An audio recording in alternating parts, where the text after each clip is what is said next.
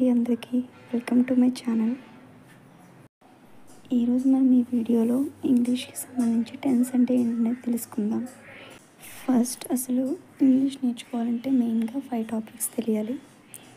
First one tenses, and second one active voice and passive voice, third one direct speech and indirect speech, fourth one grammar, and fifth one articles. So ఇప్పుడు tense అంటే ఏంటో చూద్దాం. Tense అంటే కాలం అని అర్థం. Tense దాని definition ఏంటంటే tense is a form of verb which indicates time and action. ఇక్కడ వెర్బ్ అంటే క్రియ, దట్ మీన్స్ పని. టైం అంటే కాలం. టెన్స్ అనేది వెర్బ్ రూపంలో ఉంటుంది. ఏదైతే ఒక పని ఏ టైంలో జరిగింది అండ్ అక్కడ జరిగిన పని ఏంటి అని చెప్పేదే టెన్స్. ఈ టెన్సెస్ వచ్చి 3 రకాలు అన్నమాట.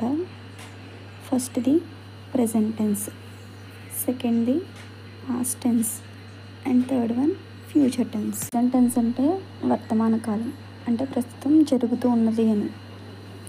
పాస్ట్ టెన్స్ అంటే భూతకాలం, అండ్ జరిగిపోయిన కాలం అని.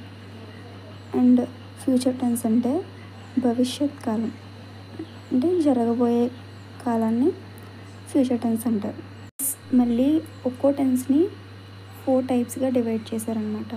ఇది సింపుల్ టెన్స్, సెకండ్ది కంటిన్యూస్ టెన్స్, థర్డ్ది perfect tense, and fourth one perfect continuous టెన్స్ని ప్రెజెంట్ టెన్స్లో ఎలా రాస్తామో చూద్దాం.